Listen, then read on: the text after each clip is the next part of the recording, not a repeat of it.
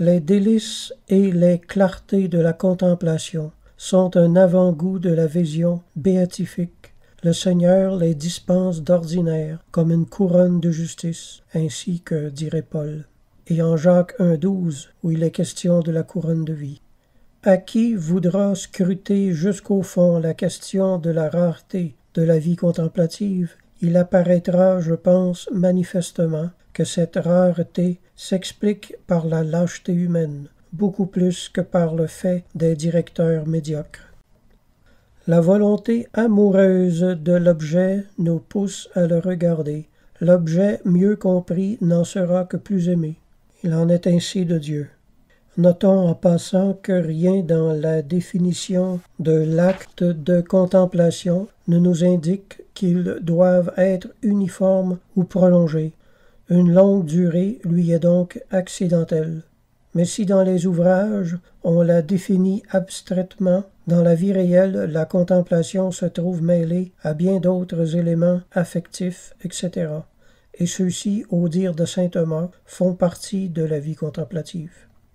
La contemplation chrétienne, rien donc qui la valorise à l'égal de l'oraison mentale surtout où l'âme élève son esprit vers Dieu, s'occupe tout entière de lui pour le connaître et pour l'aimer.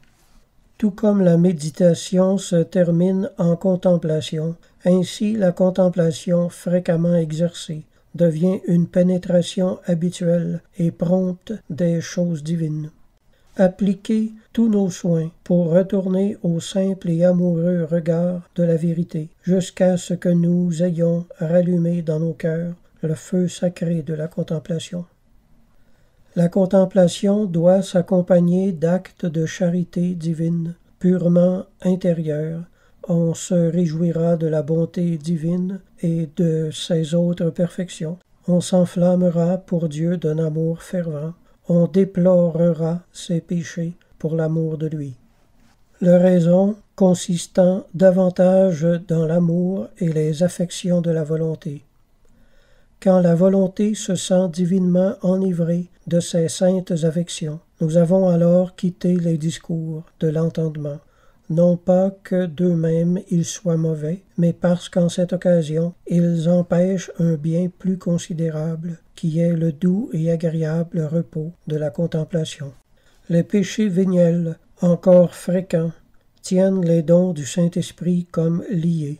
Ces péchés commis en grand nombre excluent les grâces nécessaires pour produire les actes des dons du Saint-Esprit.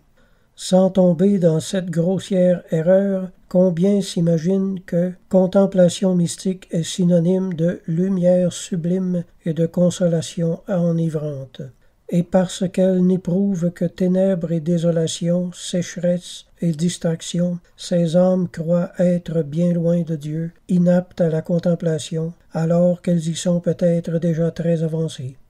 Ce n'est pas d'avoir beaucoup de consolation à l'oraison qui peut faire conclure qu'on est dans l'état mystique. Elles peuvent très bien n'être que le résultat du travail de notre esprit et le fruit de notre tendresse naturelle, excitée par la grâce. Ces jouissances, si excellentes soient-elles, restent du travail humain. La contemplation mystique débute ordinairement par une grande aridité, par une difficulté de discourir, est un des 3 signes qu'exige saint Jean de la Croix. Quand on rencontre une de ces âmes détachées du monde, avides de perfection, qui n'éprouve plus que dégoût et impossibilité à méditer, il faut lui dire avec saint Jean de la Croix que Dieu l'appelle à la contemplation. Elle n'a plus à faire effort pour revenir à son ancienne méthode et pour produire des actes distincts, autres que ceux qui se présenteront tout naturellement sous l'influence des dons du Saint-Esprit. Cette âme, dit saint Jean de la Croix, avance beaucoup plus vite que si elle marchait d'elle-même. Alors qu'elle ne le sente pas, Dieu la porte. Nous brûlons les étapes. Aujourd'hui, dans une fièvre qu'on prend pour de la vie intense, bien qu'elle soit une maladie dont le progrès conduirait à la mort, presque tout le monde veut brûler les étapes. Présomption et précipitation. L'enfant, l'adolescent, plus encore qu'à d'autres époques, veut faire l'homme avant l'heure. Il ne s'assimile ni ce qui convient à son âge, car il le méprise sottement. Il déflore ces choses supérieures, croyant les posséder, et ne les assimilant pas, il les rejette. Il ne les possédera peut-être jamais pour avoir voulu les goûter trop tôt. Il fait penser à un petit enfant qui mépriserait le lait et voudrait une nourriture plus forte avant d'avoir des dents pour la triturer. Le jeune homme et la jeune fille entendent-ils aujourd'hui se prononcer sur toute chose? Pour avoir fréquenté quelques cours d'histoire, de la philosophie, ils croient connaître Aristote et saint Thomas, Kant et Schopenhauer. Ils lisent tout avant l'âge, avec une présomption et une légèreté incroyables, sans pouvoir discerner le moins du monde le vrai du faux, le bien du mal. Il en résulte alors un déséquilibre, une difformité.